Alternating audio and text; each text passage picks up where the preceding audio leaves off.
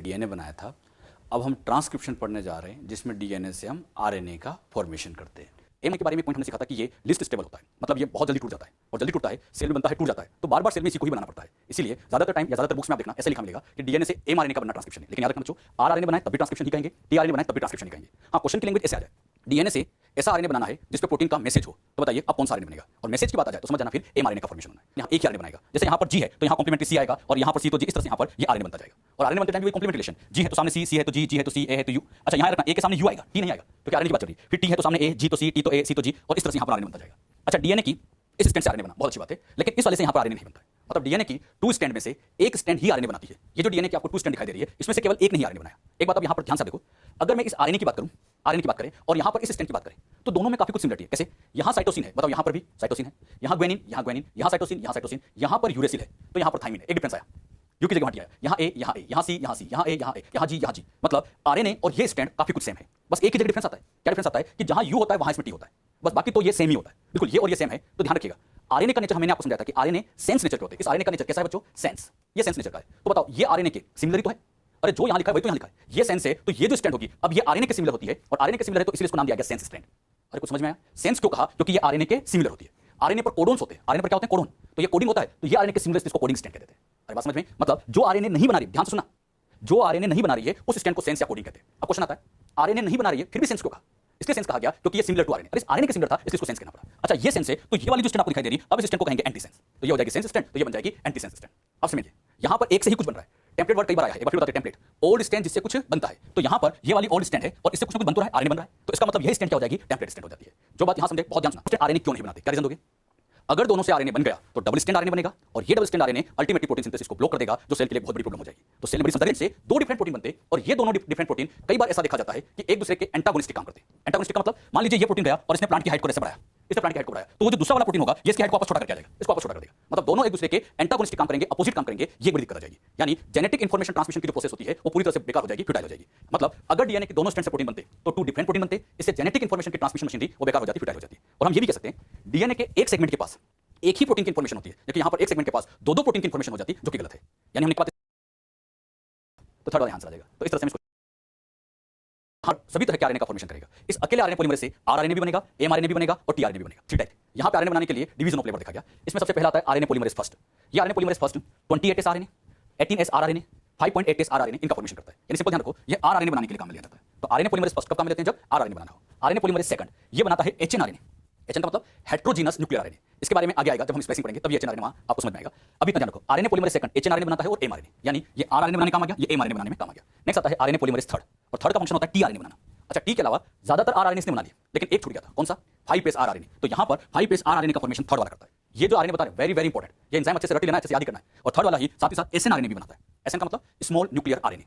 Small ज्यादातर function core ही करता है, और ज्यादातर फंक्शन कोर करता है, तो आपके एनसीईआरटी ने इस कोर को ही आरएनए पॉलीमरेज बोल रखा है। वहां अलग से कुछ नाम दिया है, वहां कोर को आरएनए पॉलीमरेज कहा गया। और सिग्मा का फंक्शन पूछा जाए तो प्रमोटर को रिकॉग्नाइज करना, लेकिन किसके केस में? प्रोकैरियोट के केस में। जो बात यहां सिखाई गई, क्लियर हुई? यही सारा काम कर रहा है। मतलब कोर आगे हाइड्रोजन बॉन्ड भी तोड़ रहा है, यही कोर यहां चेन भी बनाता जा रहा है, और इसी कोर ने ही स्टार्टिंग भी की थी। सारा काम ये कोर आरएनए पॉलीमरेज ही करता है। ये आरएनए पॉलीमरेज बहुत अच्छा है, सब कुछ काम अकेला ही करता है। याद करो, बताओ आरएनए बनाने में पूरा डीएनए इन्वॉल्व हुआ या एक छोटा सेक्शन, एक छोटा पार्ट इन्वॉल्व हुआ, एक छोटी बाउंड्री इन्वॉल्व हुई, और जिस बाउंड्री, ये जो बाउंड्री है, इस बाउंड्री के अंदर ही आरएनए बना है। तो जो बाउंड्री आरएनए बनाने में काम आती है, इसी बाउंड्री को कहा जाता है ट्रांसक्रिप्शन यूनिट। मतलब ये इतना पार्ट इस आरएनए बनाने में हेल्प कर रहा है। पूरे ट्रांसक्रिप्शन यूनिट में टोटल 3 पार्ट दिए गए हैं। इसमें टोटल 3 पार्ट है। इसमें सबसे पहला पार्ट जो यहाँ आता है पी मतलब प्रमोटर। बीच का पार्ट आता है उसको कहा जाता है जीन, जिससे ये आरएनए बन रहा है, और जहां ये बनना बंद हो जाएगा उसमें लास्ट में आएगा टी मतलब टर्मिनेटर। ये आरएनए पॉलीमरेज यहां पर कर जाएगा। तो जहां आरएनए पॉलीमरेज आके बैठा उसको प्रमोटर कहेंगे। ऐसा समझिए, ये आरएनए पॉलीमरेज था, इसने आके यहां बाइंडिंग की, तो जहां आरएनए पॉलीमरेज आके बाइंड अप कर रहा है इसी को हम प्रमोटर कह देते हैं। ये तथा जे अल्टीमेटली आरएनए बनता है। स्ट्रक्चर जीन वो पार्ट है जिससे आरएनए बनेगा, और जहां ये आरएनए बनना बंद हो जाता है इस पार्ट को नाम दे दिया जाता है टर्मिनेटर। प्रमोटर इससे पहले नहीं हुआ, जहां ये आरएनए बनना स्टार्ट हुआ इस पॉइंट को नाम दिया जाता है स्टार्ट पॉइंट। जहां बनना स्टार्ट हुआ इस पॉइंट का नाम स्टार्ट पॉइंट। स्टार्ट पॉइंट वो पॉइंट है जहां से आरएनए बनना हम शुरू करते हैं। अब जो स्टार्ट पॉइंट से पहले, स्टार्ट पॉइंट से पहले वाला जितना भी पार्ट होता है, इस पहले वाले पार्ट को कहते हैं अपस्ट्रीम, और बाद वाले पार्ट को कहा जाता है डाउनस्ट्रीम। मतलब स्टार्ट पॉइंट से पहले जो भी आ गया वो अपस्ट्रीम रहेगा, और बाद में जो भी आ गया वो डाउनस्ट्रीम रहेगा। इस प्रमोटर को डिफाइन करना है, यहाँ पर प्रमोटर को डिफाइन करना है। अच्छा, प्रमोटर को डिफाइन करें तो हम कह सकते हैं प्रमोटर कोडिंग स्टैंड के वाइब्रेशन पर है, कह सकते हैं। हम ये भी तो कह सकते हैं टेम्पलेट स्टैंड के 3 डेशन पर है। दोनों ही सही है, कोडिंग स्टैंड के 5 डेशन पर है, टेम्पलेट स्टैंड के 3 डेशन पर है। लेकिन मैंने ऐसा कुछ नहीं कहा, मैंने कहा प्रमोटर 5 डेश 3 डेश, तो बच्चे इसमें कंफ्यूज होते हैं कि कोडिंग के कहें या टेम्पलेट के कहें। तो इसीलिए साइंटिस्ट लोगों ने क्या किया, मिल के ये डिसाइड किया है कि अगर कुछ नहीं कहा जाए तो रेफरेंस स्टैंड हमेशा कोडिंग को लिया जाता है। यानी कुछ नहीं कहा जाए, मैंने इतना सा कहा प्रमोटर 5 डेश पर है, मैंने कहा प्रमोटर 5 डेश पे, तो ये अंडरस्टूड है कि कोडिंग क्या है।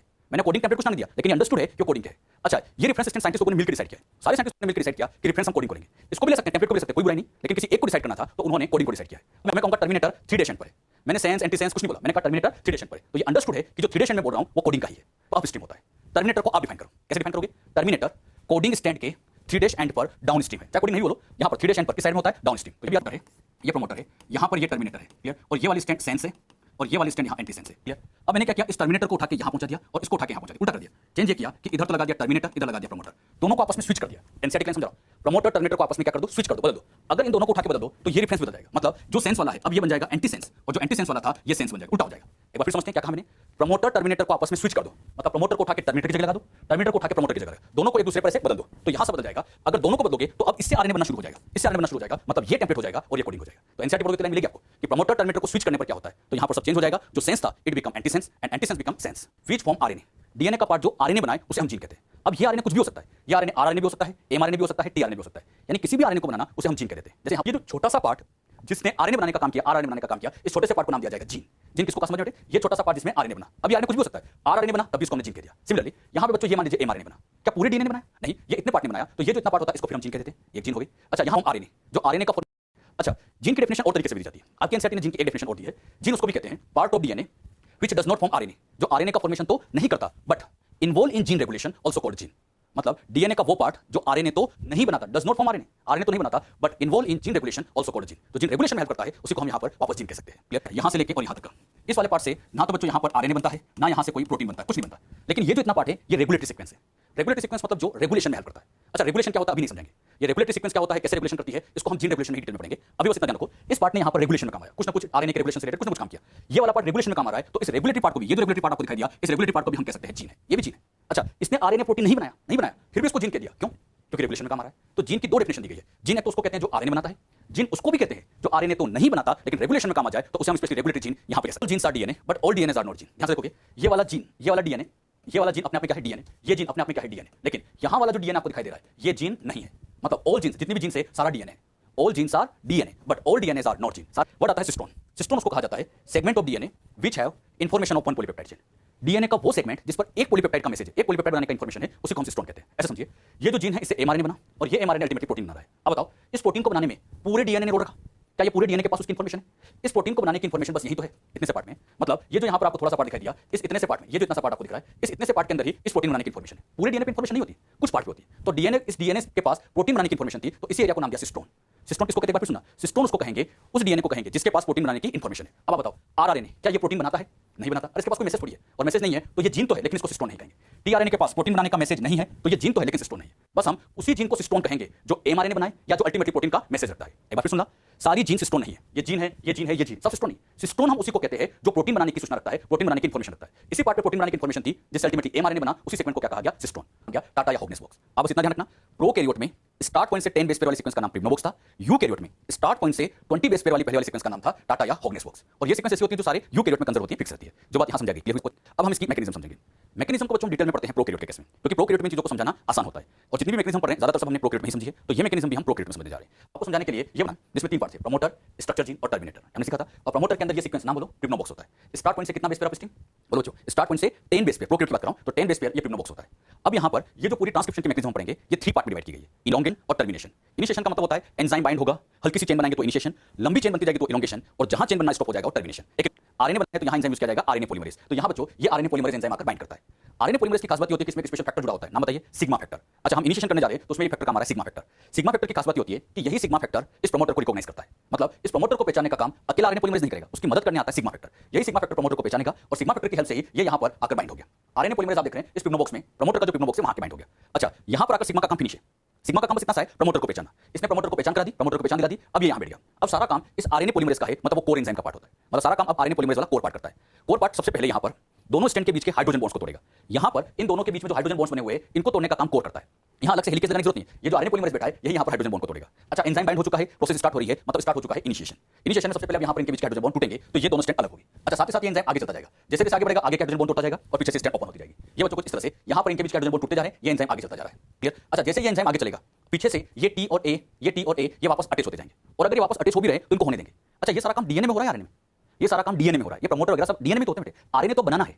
अभी तो हम लोग आरएनए पॉलीमरेज को बिठा रहे हैं, आरएनए बनना तो शुरू नहीं हुआ है, अभी तो हमने बस एंजाइम को बिठाया और वो भी कहां बिठाया है, प्रमोटर वाली जगह पे। तो प्रमोटर पे हमने इसको यहां पे अटैच करा दिया। अब सबसे मेन बात, ये जैसे जैसे यहां पर आगे जा रहा है, जैसे जैसे यहां पर आगे बढ़ता जाएगा, यहां पर ये आगे बढ़ेगा तो ये आगे के हाइड्रोजन बॉन्ड तोड़ता चला जाएगा। ये पॉइंट आप सभी जानते हैं, स्टार्ट पॉइंट है, ये स्टार्ट पॉइंट है। आप देख रहे हैं प्रमोटर से अभी यहां पर कोई आरएनए नहीं बना, यानी प्रमोटर से आरएनए का फॉर्मेशन नहीं होता है, यहां तो केवल आरएनए पॉलीमरेज बाइंड अप करता है। क्लियर? अच्छा, जैसे जैसे आगे जाएगा तो आगे के हाइड्रोजन बॉन्ड तोड़ेगा, आगे के हाइड्रोजन बॉन्ड तोड़ेगा और जैसे ये स्टार्ट पॉइंट पे पहुंचेगा वहां से फिर ये आरएनए बनाना शुरू करेगा। ये बच्चों कुछ इस तरह से ये आगे चलता गया, प्रमोटर से देखो कोई आरएनए नहीं बना। अब जैसे ये आगे गया, मान लीजिए स्टार्ट पॉइंट है, तो जहां ये स्टार्ट पॉइंट है, स्टार्ट पॉइंट पे क्या दिख रहा है आपको? ग्वानिन। तो जहां ये स्टार्ट पॉइंट है, अब यहां से आरएनए बनना शुरू होगा। अगर यहां ग्वानिन है तो आप बताइए सामने कौन आएगा? साइटोसिन आएगा। यहां पर ये बच्चों साइटोसिन आएगा, लेकिन खास बात यहां ये साइटोसिन अकेला नहीं आता। जब भी चेन बनती है, हमने सीखा था रेप्लिकेशन में भी ऐसे होता है, जब भी चेन बनती है नया न्यूक्लियोटाइड हमेशा ट्राइफॉस्फेट की फॉर्म में आता है, मतलब यहां साइटोसिन के साथ शुगर और 3-फॉस्फेट लगेंगे। बस समझ में? ये साइटिडीन ट्राइफॉस्फेट की फॉर्म में यहां पर प्रेजेंट होता है, मतलब ये एक तरह से सीटीपी है, लेकिन इसके आगे डी नहीं लगाएंगे। अच्छा, डी क्यों नहीं लगा रहे हैं? क्योंकि हम आरएनए बना रहे हैं और आरएनए बनाने में शुगर कौन सी होती है? राइबोस। तो ये एक तरह से सीटीपी हो जाएगा। अच्छा, अब इस सीटीपी के ऊपर ये जो सीटीपी है इस पे ये आरएनए पॉलीमरेज एक्ट करेगा, आरएनए पॉलीमरेज इस पे एक्ट करता है, तो ये एक तरह से वही सबस्ट्रेट का काम करेगा, साथ ही साथ यहां पर इनके बीच का बॉन्ड टूटेगा और ये 2 फॉस्फेट रिलीज हो जाएंगे। जो 2 फॉस्फेट रिलीज हुए नाम बोलो?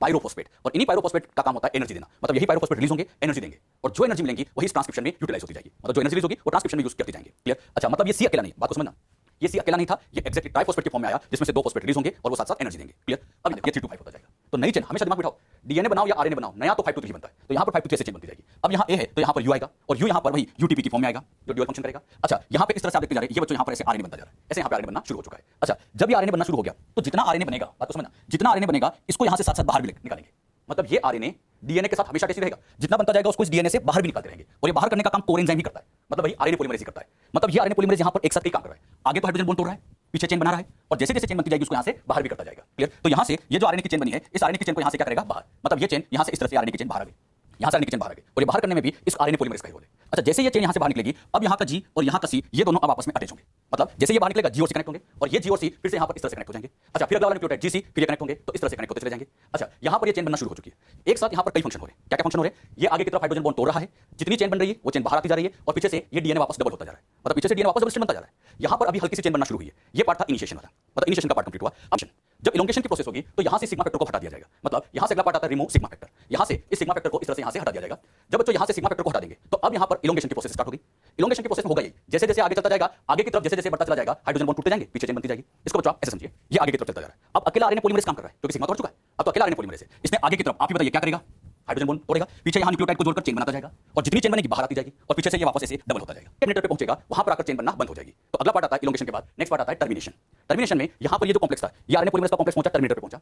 अब टर्मिनेटर पे आती बात आती इसको कौन रोक देगा? तो टर्मिनेटर पे यहां पर एक फैक्टर आके जुड़ता है जिसका नाम है रो फैक्टर। जैसे वहां सिग्मा था, यहां रो आ गया, रो फैक्टर जैसे इसके साथ बाइंड अप होगा, ये आगे मूव नहीं कर पाता है, मतलब आगे की चेन बनना ये रोक देता है। तो चेन बनने को रोकने का काम किसने करवा दिया? Rho factor. जैसे रो फैक्टर यहां जुड़ा, चेन बनना बंद हो गई, तो ये आरएनए की चेन यहां से रिलीज हो जाती है, और आप देख रहे हो डीएनए वही डबल स्ट्रैंड फिर से बन गया, इनिशिएशन में करता है। जैसे ही इलोंगेशन हुआ, सिग्मा हट गया, यानी अकेला आरएनए पॉलीमरेज है तो इलोंगेशन होगा। क्लियर? और टर्मिनेशन करना है तो इसके साथ यहां रो फैक्टर लग गया, तो आरएनए पॉलीमरेज के साथ रो फैक्टर लगेगा तो टर्मिनेशन हो जाएगा। तो आरएनए ये क्या हो जाता है? टर्मिनेशन हो जाता है। अच्छा, ये जो कहानी है ये तो है प्रोकैरियोट्स की। सिग्मा रो का मिलना ये बस प्रोकैरियोट्स में ही होता है, यूकैरियोट्स में होता ही नहीं। तो फिर क्वेश्चन आता है कि यूकैरियोट में फिर ये इनिशिएशन टर्मिनेशन कैसे होता होगा? तो आप बस इतना याद रखिएगा, यूकैरियोट के केस में आरएनए पॉलीमरेज के साथ कुछ ट्रांसक्रिप्शन फैक्टर्स लगते हैं, यहां ट्रांसक्रिप्शन फैक्टर्स लगते हैं, और यही ट्रांसक्रिप्शन फैक्टर्स कुछ इनिशिएशन में काम आएंगे, कुछ इलोंगेशन में और कुछ टर्मिनेशन में काम आते हैं। मतलब यूकैरियोट में अपनी सेल में